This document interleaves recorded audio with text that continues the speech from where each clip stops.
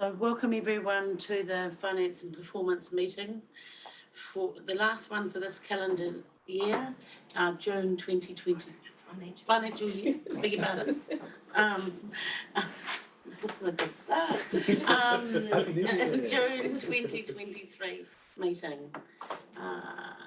I apologise to those who will be watching a delayed coverage. We've had technical issues this morning and this will be recorded rather than live streamed. I now ask everyone to stand and Councillor Loudon will read the council prayer. Almighty God, as members of the Rangitikei District Council, we give thanks for all the good things our district and the advances we enjoy. We pray that you will give us wisdom and guidance as we conduct the affairs of this meeting. We pray for all the communities and the district we represent. Help us to be fair and honest in our discussions and help us to work together in unity for the welfare of all our people. Amen. Amen.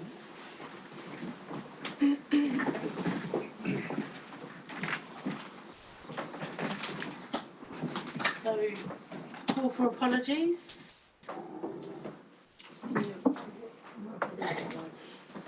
Awesome. So, mover and a seconder to accept that, please. Don't need it. Don't need it? Oh, no apologies. Awesome. And I have not been notified of any public forum. Item number 4, conflict of interest declarations. Normal practice, does anyone have any conflicts they would like to declare now? If not, the normal procedure is, if we're discussing matters and a conflict arises, please raise it at that time. Item 5, confirmation of order of business.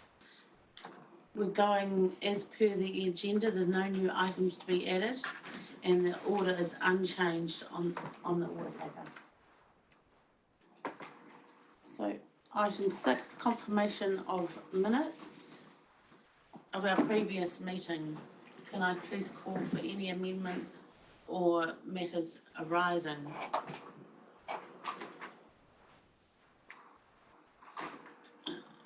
Page 6, page 7, page 8, page 9, 10, 11,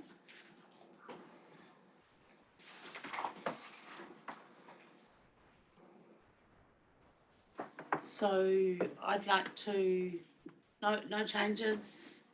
So I'd therefore like to confirm those as the minutes. Can I have a seconder, please? Thank you, Councillor Carter. All those in favour? Item is carried.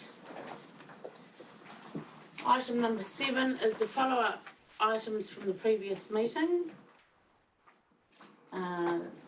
One item there that's closed.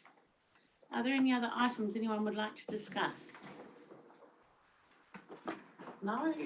Okay, in the essence of time, we'll keep rocking along. I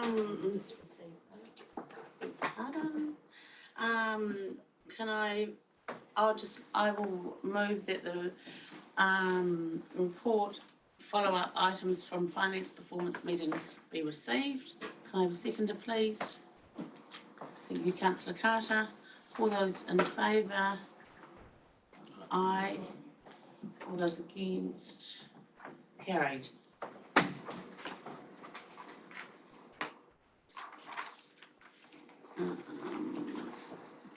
Just a quick couple of comments from me verbally in terms of a chair's report. Unfortunately, my template didn't let me open the Future for Local Government documents. I still haven't read it, but went to listened to the webinar yesterday and look forward to them considering new aspects of revenue for local government. And the other thing that came up was the question around the role of audit, especially if we lose the three waters. we currently control, then, and there's changes to the long-term plan process, what will be the role of audit going forward.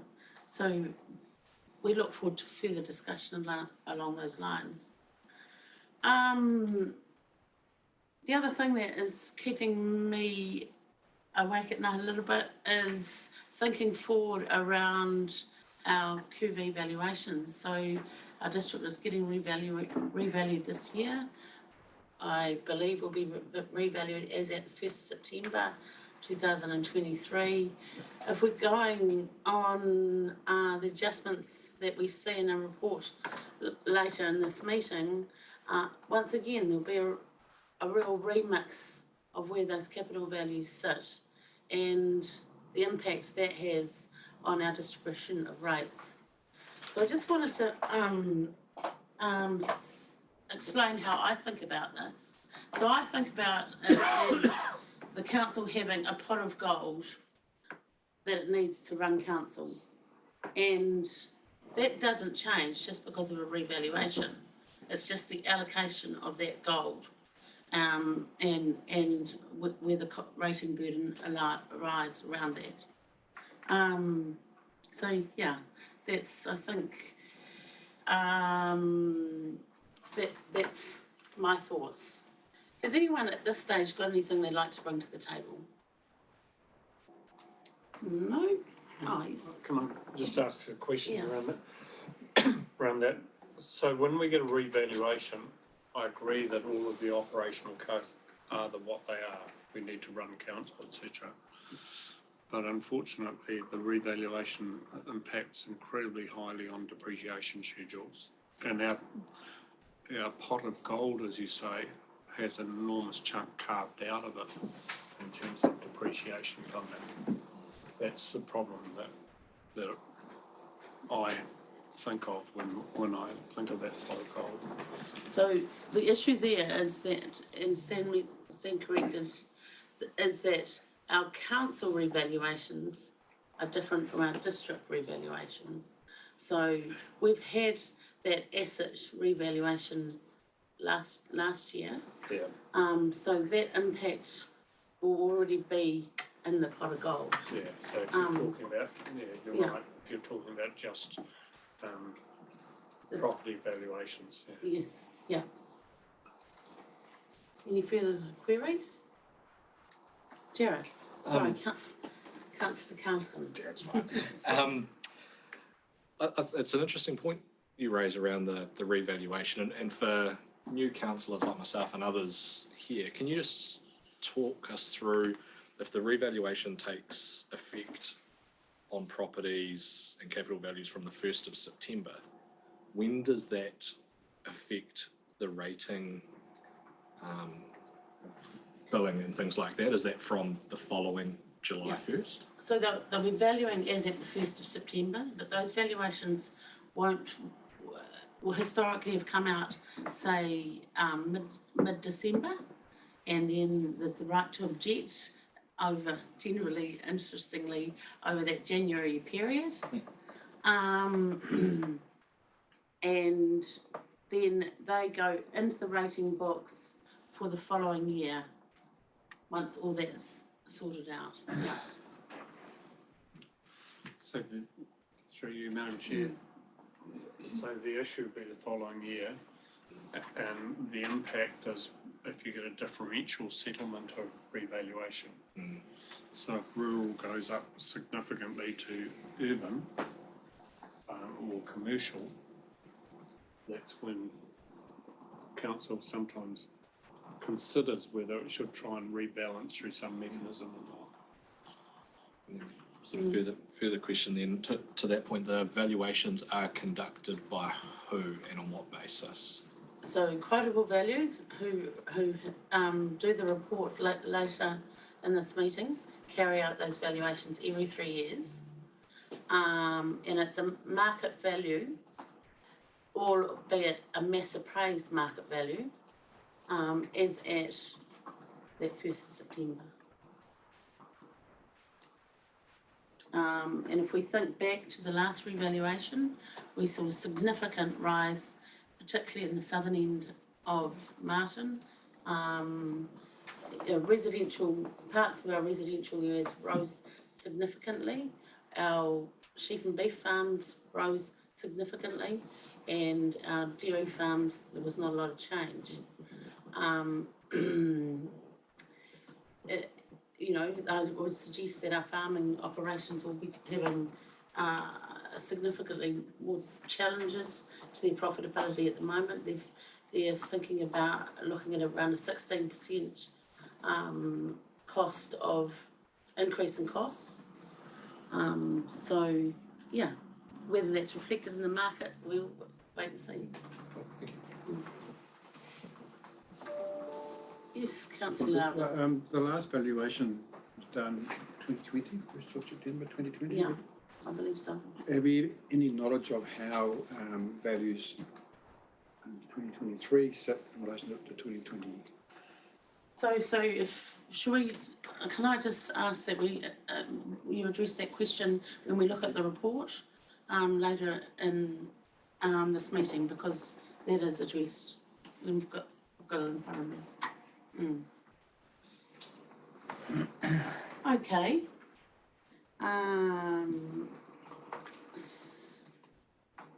So I'd like to move that verbal report.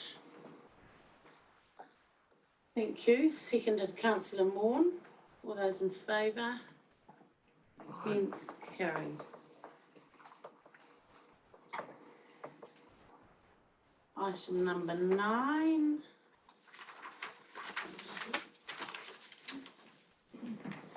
Beg your pardon, that's it.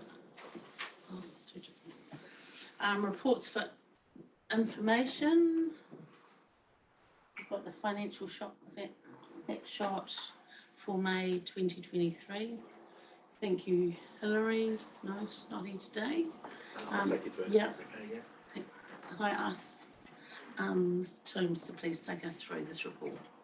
Thank you. So page 15 has got a bit of a narrative summary of the year-to-date financial snapshot, but I might just take you through page 16, if that's okay, just to point out some key numbers. Obviously, being the May figures, we're 11/12ths of the way through the financial year, so you're starting to get a fairly good idea of where we're going to end up at 30th of June, which is tomorrow. So if I could just take you through some of the figures, subsidies and grants, the first line in revenue, you can see we're fairly close to year-to-date budget. We're over because of the funding we get for emergency works. But what's interesting is if you compare the year-to-date budget of 11 mil to the full year budget of 17, there's a big difference there, and that's because 4 mil of Martin Rail Hub income was budgeted for June. Because of the uncertainty if we were going to receive it and when, it was budgeted for June, so it wouldn't distort all the year-to-date scenarios up until this period. So that explains why the year-to-date budget for subsidies and grants is below the full year budget. Looking at the first column, year-to-date actuals, you can see that the total revenue is 43.6, total expenses 43.4, so pretty much close to being balanced. The year-to-date budget, however, showed a kind of $1.5 million worth of budgeted surplus, and the main difference is depreciation that we spoke about before. Because depreciation is so more than budget, that's why the actual figures are not as healthy as the budget figures, because depreciation is significantly more than the budgeted figure was. There's other figures in there that cancel each other out for emergency works. It's included in other expenses, but also subsidies and grants. But essentially, the main difference in our year-to-date position compared to budget is the depreciation more than budget. That's from the operational point of view. Skipping down the page, I will just... Just a question. Oh, beg your pardon, Councillor Maughan. Just a question. So, year-to-date budget's $1.5 million surplus in effect. Yeah.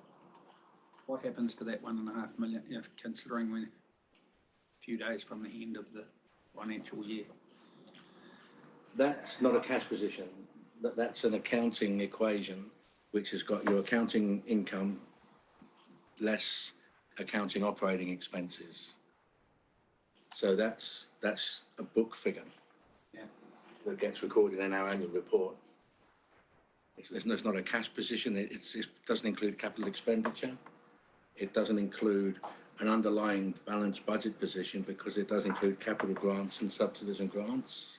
So it's not a figure we use for any decision-making purposes. Okay, so I'd be comfortable that just because we've got a bit of money, it looks like we've got a bit of money there, we're not going to go and have a big spend up to try and get things done. All this really Financial year. No, because this doesn't include capital expenditure. So it's for cash and debt positions. It's not that useful a figure.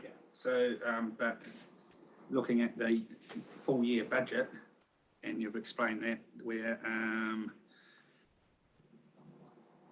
$2 million off budget in effect. Yeah, there's lots of the main two main reasons for not being in line with budget. Three main reasons. One is there's $4 million in subsidies and grants revenue for the Martin Rail Hub that we know is not going to be received this year. Yeah.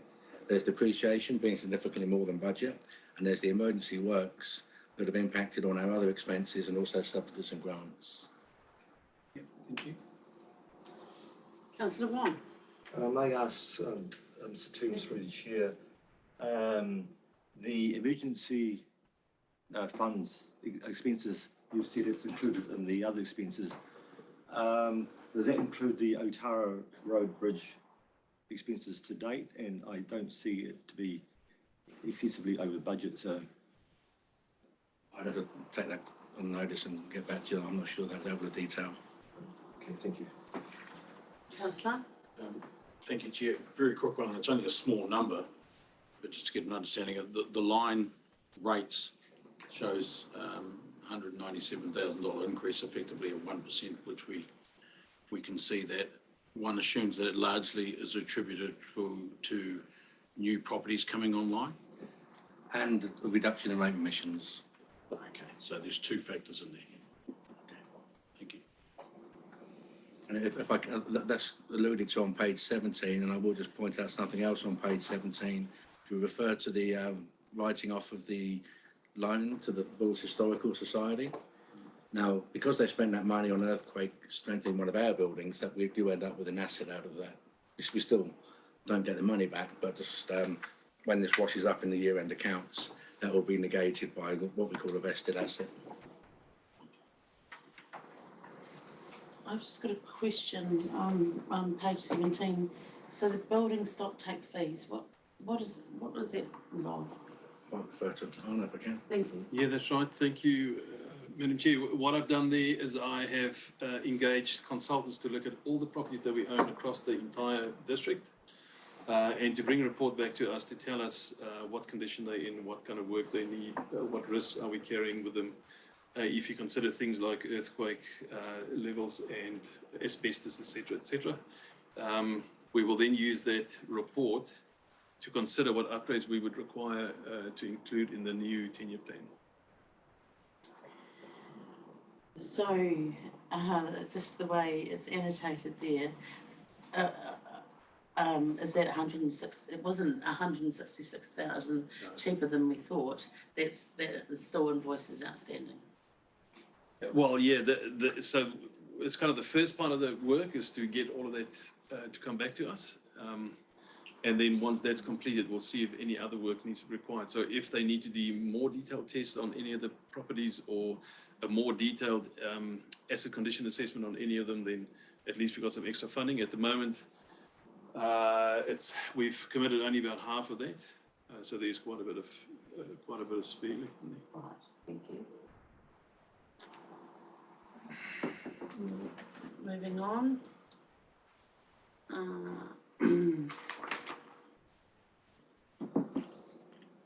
So then I was just interested on page 18, the Manawatu District Council related costs in the budget surplus of 70k there. What is that? Can you give us further explanation around that, please? Yeah, so we have budgets for payments to MDC for their various services they provide. There's a budget in this area where the costs are recorded somewhere else.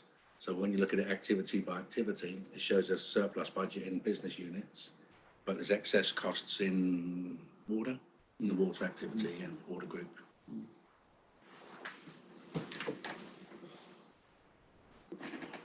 Yes. A related question to that, and probably helps with the question they had online, councillor Moore, on page 18, the variance is mainly caused by lower than,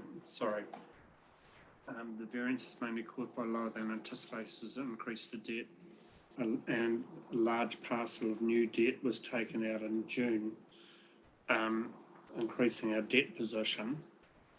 I guess, would it be helpful in the PMO reports if the monthly, there was a running tally as to what the monthly CapEx programs have been? Would that answer some of Councillor Vaughan's question? In the PMO report to this committee, Yeah, I'm just picking up on the question that he asked online, and I know there's no way you could have had the time to look at it. I think that the best source, the best starting point for that is to go through our group funding impact statements. Funding impact statements show for each group its operating income, its operating expenses, and then its capital expenses. The difference between them is increase in debt. I can certainly take us through that later on today and show they're in the annual plan, they're in the annual report, and it does show for each group difference between their operating income, operating expenses, any capital grants and capital expenditure. The difference there is debt, and it's mainly in roading. Councillor Moore. Yeah, I guess my concern or query is about, yeah, we just go, oh, we need some more money, let's go and get some more debt. And it does concern me as a councillor that from what I can see is in local government, or that you take on debt without any intention of paying it back. And I just actually don't like that philosophy. That if there is debt being accrued, then I guess as a governor, I'd like to know where it actually sits. Maybe we talked about this at the item 9.3, the treasury and debt position. Right, the comments there. Sure. Did you capture that? Can you bring that back to the 9.3 treasury and debt position, please? Just going through the rest of those reports. And further questions.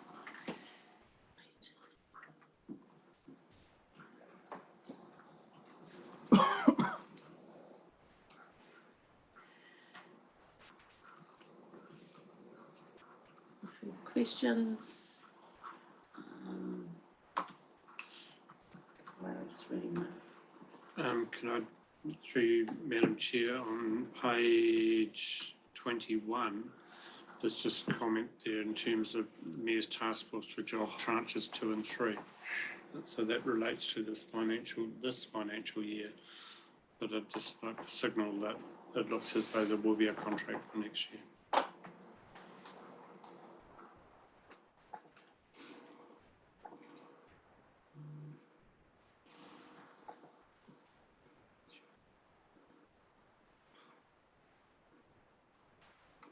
So right up to page 27.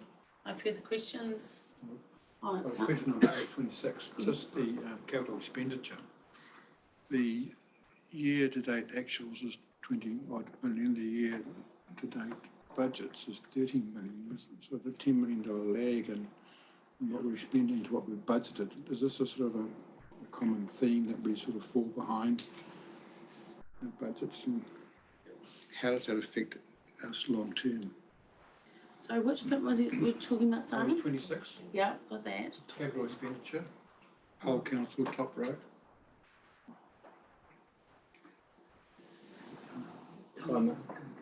Yeah. So the roading and footpaths programme, that's been severely impacted this year with emergency events. A lot of the work they've been doing is currently captured as operating expenses, and it has taken them away from performing a lot of the work they would otherwise have done in the roading programme. The water and sewage, page 27, you can see there that the Martin to Bulls has got budgets that haven't been spent because of the programme. It's not unusual for a council to deliver somewhere between 60 and 80% of its capital programme. It's just something we're addressing and being more realistic with budgets. I'd just like to ask Mr. Beers for a comment, please. Thank you, Madam Chair. It is a challenge to get the capital budget spot on. So Dave's mentioned a number of big items that we anticipated to spend this year that we haven't for various reasons. If I look at the Bulls, or the Martin to Bulls centralisation project, we anticipated that we'd be buying land in the millions. That hasn't transpired because of the consenting challenges we have. Martin Rail Hub is another one that we've had delays you're aware of that has prevented spending money, the capital money. And so that this is a constant challenge. When we look at our annual plan, I say to my staff, we need to budget what we think is real and legitimate that we can achieve in any year. And we try and have that lens across what we think is achievable. And Dave's pointed out some of the challenges. I've added some other ones. That's common.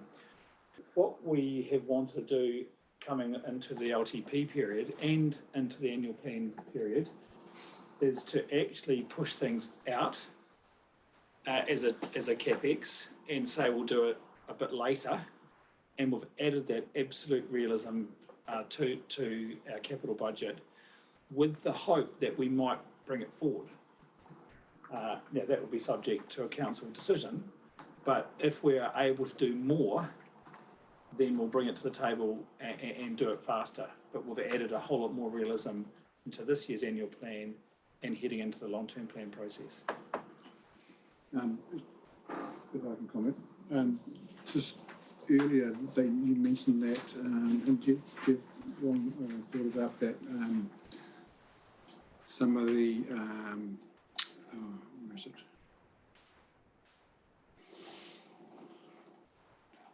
Right at the start, so page 15. Capital expenditure includes unbudgeted emergency capital work. So basically you've got that emergency works within that capital expenditure. Yeah. So that you're even further falling further behind. But also my concern is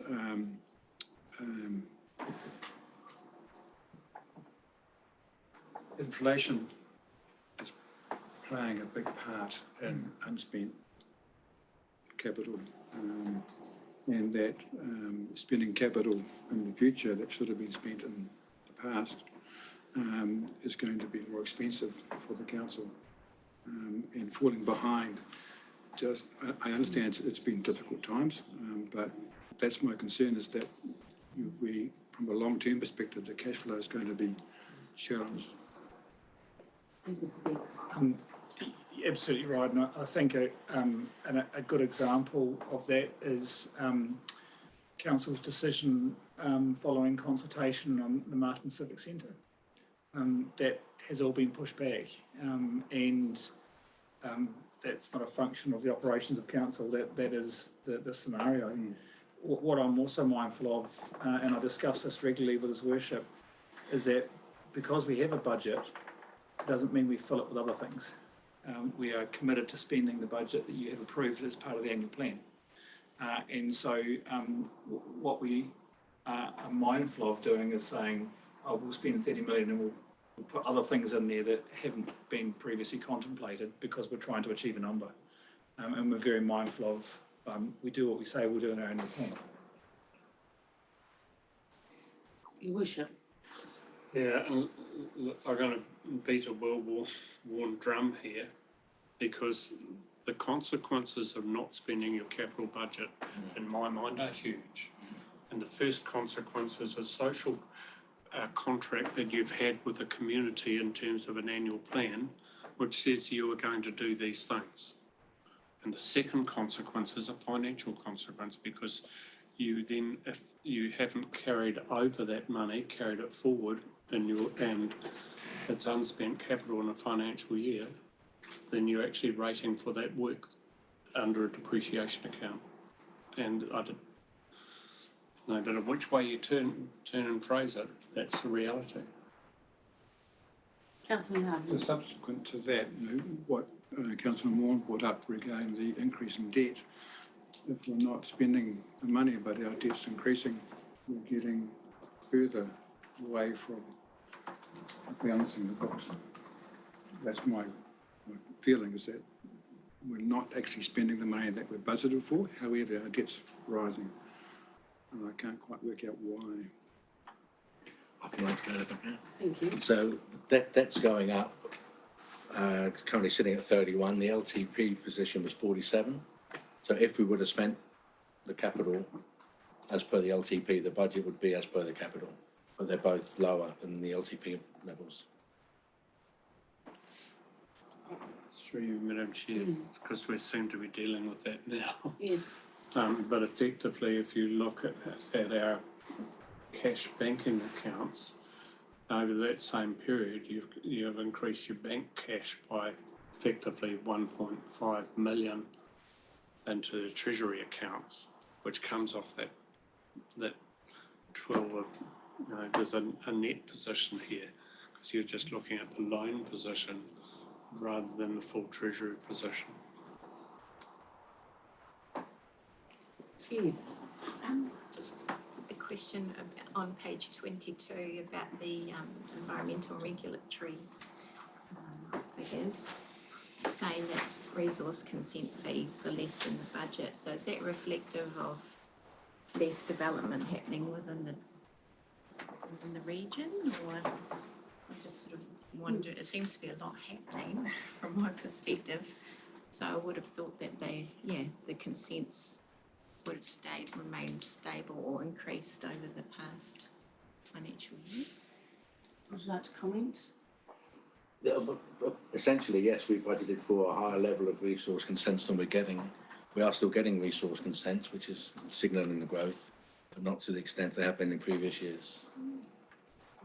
How does, like, in terms, is that covered in the annual plan, like budgeting forward for the next year, just looking at trends? Yeah, so we have population growth estimates and predictions, and we use them to kind of reverse engineer the new number of new buildings we're going to need in the future. Your worship. I just wonder if there's a confusion in different minds here. Are you thinking because the drop in resource consents means we're not getting houses?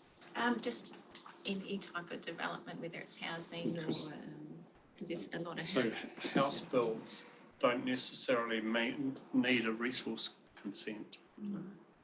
So they can do things that they have building consents, but not resource consents. So the resource consents are often some of the bigger ones. Councillor Carpin. Just want to sort of refer to page 26 on the capital expenditure projects. And in a couple of instances, it mentions on the right-hand side in the comments that a detailed report's provided to council as part of the PMO reporting. Yes. So when I referred to the PMO reporting, there's balances against those projects that are different to what's in here. And I'm just interested to know if that's as a result of money just spent in the financial year, or if there is a further piece of information I'm missing. Yeah, so basically what we're going in front of you here is a financial year budget. These projects often straddle financial years, and budgets can get carried forward and not carried forward. The PMO reporting's probably more relevant to this kind of discussion because it looks at whole of life project stuff. If I add, what you've raised is a constant kind of discussion that we have and with our chair of assets.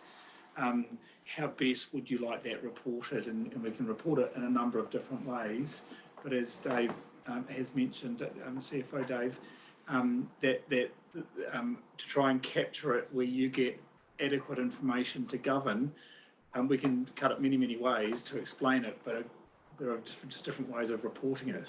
And we do struggle with that because of the fact that we're trying to give you the information that you need. We'd certainly take your guidance if you wished it to look any differently. Yeah, would you like any changes, or did you have anything in mind? No, I think it appears sound by using the two in conjunction. Without that background context, it could look unusual / misleading, but that's not I know that's not the intent, but for someone looking at it externally. If I may, Madam Chair, it's quite possible for a $2 million project to have $3 million worth of accounting budgets. But the PMO reporting will show it's a $2 million project budget. But budgets can get carried forward, as I say. So year 1, 2 and 3, you might end up with more than $2 million as an accounting budget, which is why we refer you to the PMO. Okie doke. Okay, if there's no more questions, then I would like to move that the report financial snapshot May 2023 be received. Can I have a seconder, please? Thank you, Councillor Karkin. All those in favour? Against? Carried. Moving to item 9.2, the QV report on page 28. Are you able to take us through this, Mr. Jones? Yeah, I might just start by continuing the conversation we had earlier about the QV revaluations that will become relevant for two financial years' time, bearing in mind next financial year starts on Saturday. So basically QV go through and they give every rateable property a new capital value for our rating database. Of our 18 different rate types, roughly say a third are based on capital value. So every ratepayer will be impacted by the new capital values. If every ratepayer goes up by the same percentage, it makes no difference. Where you get an impact is where one sector or one area gets a higher than average increase in their capital values. Some ratepayers think it's great because it shows their real estate's going up in value. Other ratepayers say it's bad because they say that's more rates I've got to pay. So different ratepayers look at this in different ways. Until we get the results, we're not going to know the impact on the allocation of rates based on the current rating profile. As the Madam Chair said earlier, last time there was a QV revaluation, we did adjust some of the different rates to take into, because there were some sectors got a significantly higher increase in their capital values than others. Quite often, anecdotally, is if a sector gets a big increase one revaluation cycle, the following revaluation cycle gets spread out, so a different sector gets the increase. So over a long period of time, it does anecdotally level out. I haven't got any scientific evidence to prove that, but anecdotally, that is what happens over a period of time. So we'll know more about that towards the end of the calendar year. Thank you. Results come out. So, interestingly, looking at that sales information graph, although we're looking at some property valuation drops of over 20% in the past year, we're still looking at a 5% increase since the last revaluation. Councillor Karkin. Just something that jumps out at me, and just interested to know what impact this has on our long-term plan forecasting going forward. Is our position is over the last 12 months seems to have been impacted higher than the New Zealand or the national average, and we know that our district takes a little bit longer to get going again compared to let's say when some of the metro centres start to see growth again after an economic downturn. What what impact will this have to long-term plan forecasting in terms of growth? The growth figures we're using for the long-term plan aren't based on QV data. Katrina gets them from Infometrics. And I think we had a workshop on that last week, going through the different models and the fact that there's low, medium and high, and essentially they're not that far away from each other. So we'll be taking them figures to look at future population growth in the long-term plan. Not based on this historical sales data. Okay, any other questions to that report? Can I please have a mover and a second that the QV report be received? Thank you, Councillor Carter. Thank you, Councillor Wong. All those in favour? Against? Carried. Item 9.3, the Treasury and Debt Position, 2022-2023. Thank you, Mr. Tomes. I might just go straight to questions, I think. And get comfy. Any questions? Councillor Carter. I would like to know, and it's in line with Councillor Maughan's comment earlier, is what does a debt repayment strategy look like for council? Okay, so in a long-term plan, what you typically find is council has its long-term plan operating expenses, and its long-term plan capital program. Typically, a capital program consists of ongoing stuff and project stuff. Typically, most of the project stuff is in years 1 to 4. You don't know what's going to happen in years 6 onwards. So typically what happens is a council in this long-term plan budgets to have, and it's exactly the same as our current long-term plan, increasing debt in years 1 to 5 and then decreasing debt in years 6 onwards. That's typically what happens in a long-term plan, unless you've got a major building a new sports stadium or airport or something. So in the absence of any ongoing big stuff, you'll typically find council's budget to decrease debt in years 6 onwards of a long-term plan. In reality, what happens is in year 6, you get a new council, a new long-term plan, and they want to do new stuff. So our ability to reduce debt is based almost entirely on our desire to build new stuff. If we just want to do renewals, then we can repay debt. If you want to build new stuff, which you need to do for growth, you typically debt fund it. Councillor Maughan. Okay, so when you say you repay debt, after year 6, 5 or 6, that's just through rates. Making more from rates. Charges, yeah. Yeah. Okay. And when you go to borrow money from the bank, what do they take as collateral? Like if I, as a business, I'd have to go, I've got this amount, you can have that if I don't pay it back or whatever, Essentially, we got guaranteed income. Our rating income is essentially our guarantee. From LGFA, who we primarily borrow from. If we were to borrow from a bank, they'd probably do the same. We use our rating income. So the ratepayers are the last port of call. Essentially? No, the government would get involved. For council to go bankrupt, there would be the government intervention, etc. There are many councils that are at their debt limit at the moment, maybe city ones. Councillor Loudon. I recall that we were operating at a deficit at the moment. I can answer that in 10 different ways. It'll be great. There's budget deficit, there's cash deficit, there's funding deficit. We have an unbalanced budget at the moment. Yeah. But that's not cash. That's accounting.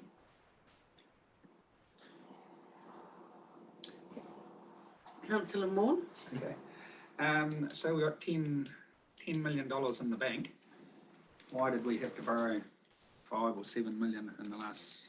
Our May creditors run was just under 7 million. And if I had one of them in June with only 5 million in the bank, there'd be trouble. Now, June's creditors run wasn't as big as that, which means we'll have more in the bank than otherwise we would have had, obviously.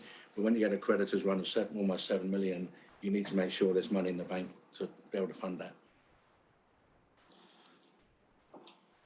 Your worship.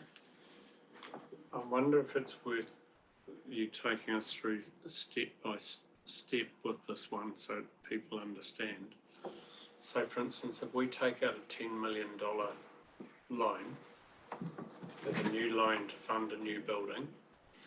As part of that loan, that doesn't have a fixed repayment schedule associated with it, does it? No. So perhaps you'd like to explain then how the debt, that $10 million gets, to Councillor Maughan's point of view, gets repaid. What would happen is all of our current loans, we've got 5 or 6 different tranches of debt. They've all fixed term on fixed interest rates. When none of them have expired yet, but when they come to maturity, if we don't have the cash in the bank to repay them, we'll refinance. Now, I will just point out when the reference to the 10 million in the bank was made, our current arrangements are that our bank, if it's in the bank, it earns a fairly healthy interest rate at the moment, OCR less 0.25. So we're not paying a gross 5% on the new debt. Obviously, that 10 million is going to go down over time. But while it's in the bank, it's really, really cheap money. So the council generated surplus from a rating position. There's a decision then as to whether to repay that 10 million or to roll it as part and parcel of another loan. Is that fair? Yeah, if it's in the bank and it comes up for maturity, we can pay some of it back, we can pay all of it back, or we can refinance. Yeah. Depending on what capital projects we've got on the go at the time. Bear in mind, Three Waters is going to kick in, and that's going to give us an extra 25 mil, for argument's sake, over a period of time. But it's going to lead us to stranded overheads. So the long-term plan will include a lot of financial modelling.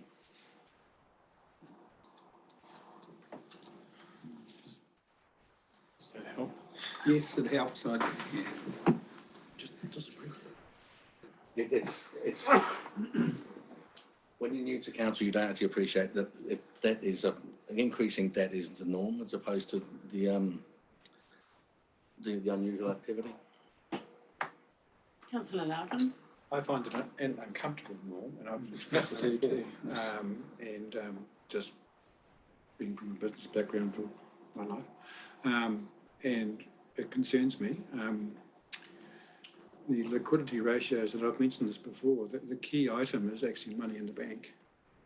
That dictates what you can borrow, and if that drops, you're in trouble because you've got to borrow more to keep it in the bank, to keep your ratios together. So it's a real catch-22, I just don't want to see it just sort of being in a situation like other councils, Auckland, for example, is just ridiculous situation. Nothing left. Yes. And that's exactly what we'll go through in the long-term plan. You will dictate what goes in there. It's your long-term plan, not mine. And you tell me what capital program you want, and I'll show you the debt impact of that. Councillor Moore.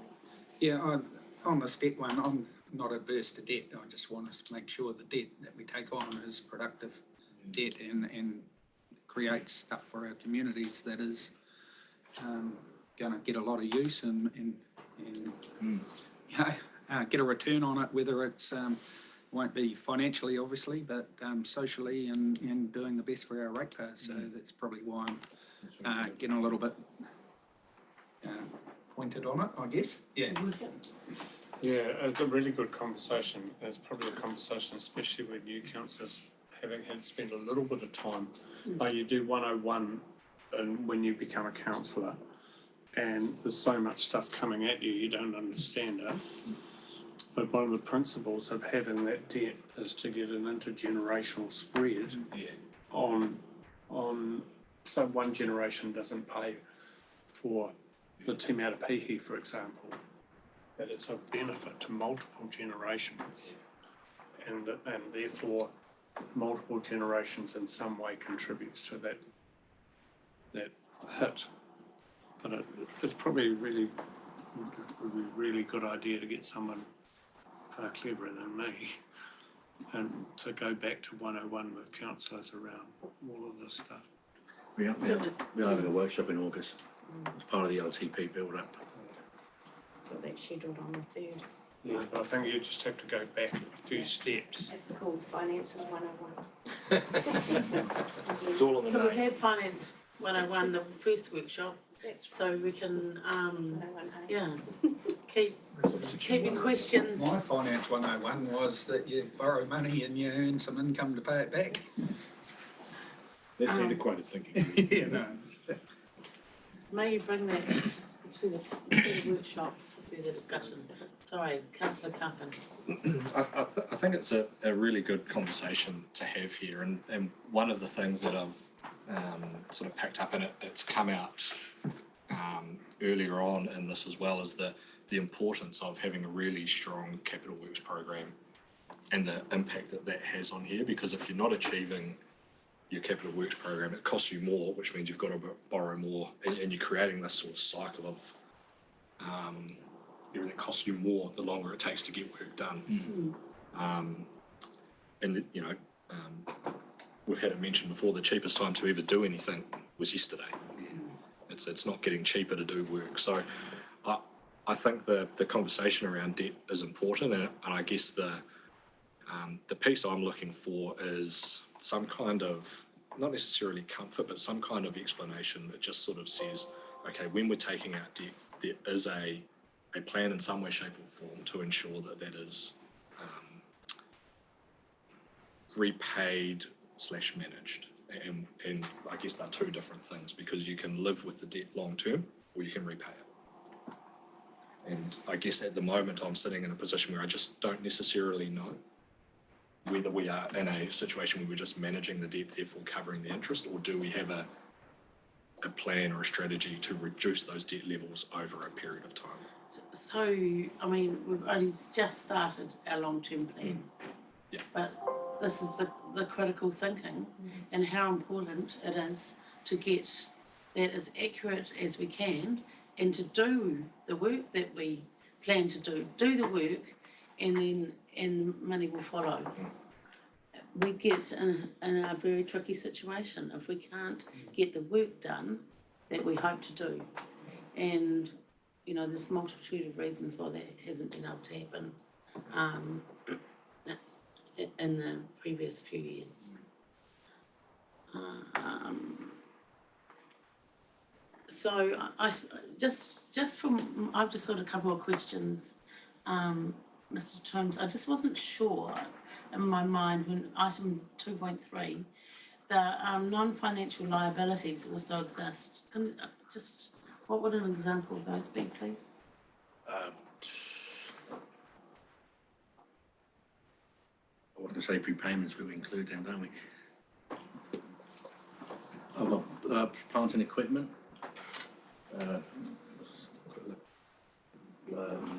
Intangible assets, we've got some IP, yes, yeah. That's all asset, or just the liabilities? Provisions for employee entitlements. So non-financial. Oh, okay. Yeah. Employment.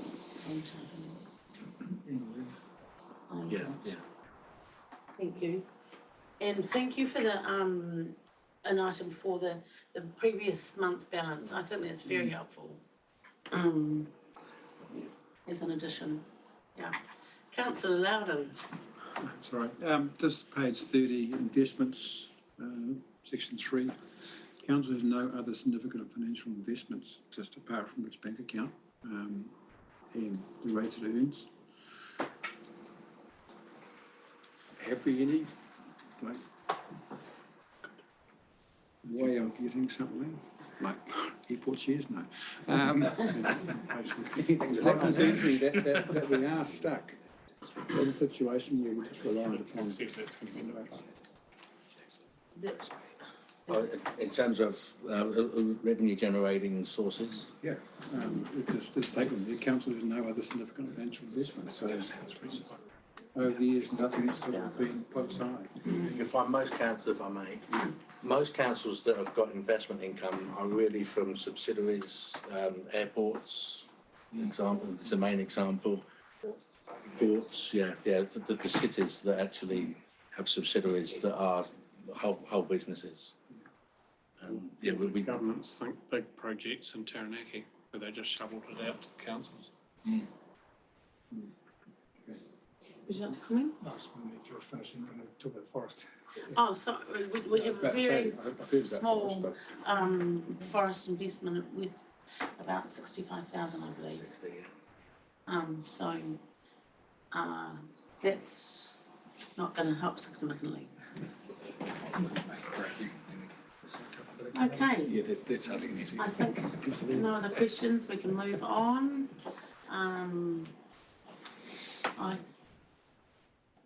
Is that all good? Yes. Just Oh, comment sorry, on- Your Worship. Just comment on the forestry one, councillor. When I came onto council, the forestry assets on our books were quite substantial. Okay. But the operational costs are also quite substantial because we're required to undergo, for instance, audit processes for our blocks of forestry each year that come at quite a reasonable cost. They're not a money maker for us. We should have got out of them as early as we could. We're not foresters. Exactly. Here. Okay. So I'd like to move that the report Treasury and Debt 22-23 be received, noting the justification in section 2.2 for council having a current account bank balance higher than that recommended in council's treasury management policy. Can I please have a seconder? Thank you, councillor Carkin. All those in favour? Against? Carried. Item 9.4, page 33, public feedback and performance report. Carol, you can Yes, take us through this. Thank you. Galen and I will do a bit of a joint on this one. So you'll see that this month we've got the Happy or Not system, the Korero Mai, but we've also included, and the complaints dashboard, but this month we've included the end of year reports on the projects that are outlined there, the community engagement, customer experience and health, safety and wellbeing. The health, safety and wellbeing one will be quite familiar to council. It goes to audit and Sharon presents it each ELT monthly meeting, but the others are an end of year snapshot of where we're at with those two projects. So I'm sure Galen and I and Sharon are happy to take any questions. Any questions from councillors?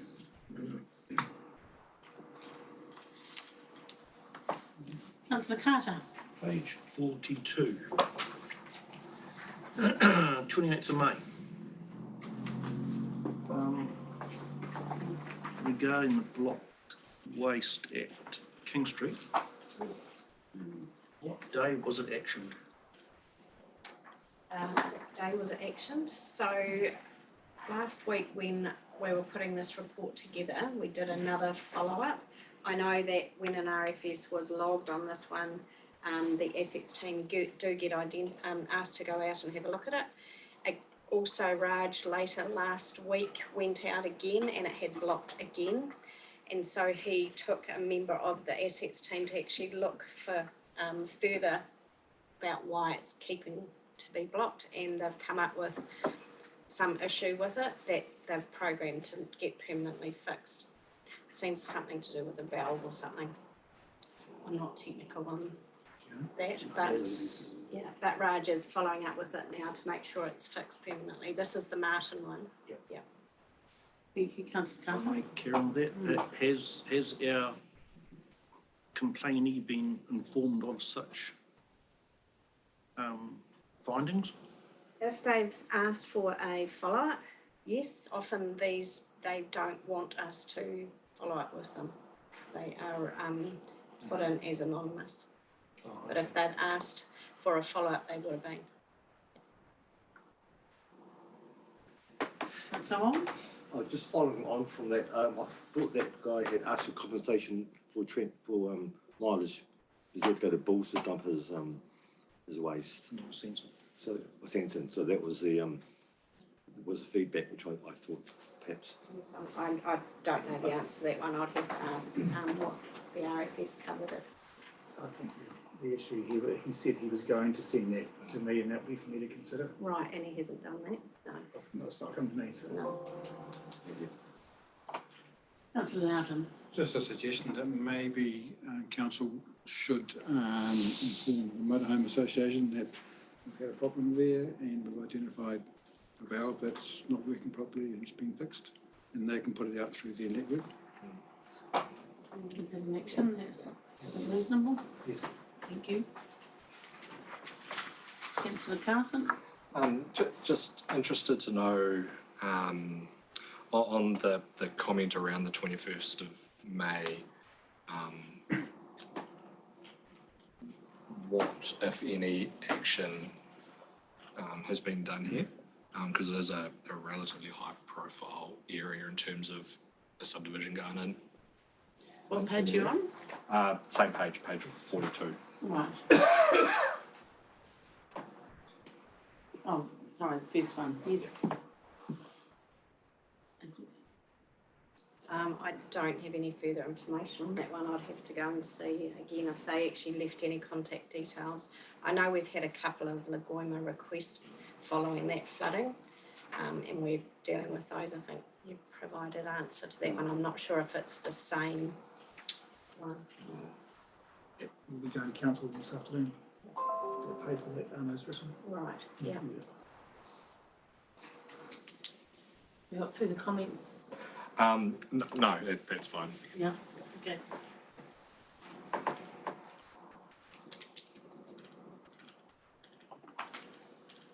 Okay, so can I please have a mover and a seconder for the recommendation that the public feedback and performance report during 2023 be received? Councillor Maughan, Councillor Loudon. All those in favour? Against? Carried.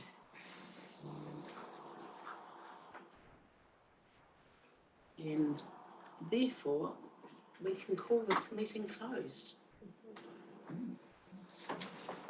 You on? So you're changing its name now, right? So you're changing its name now, are you?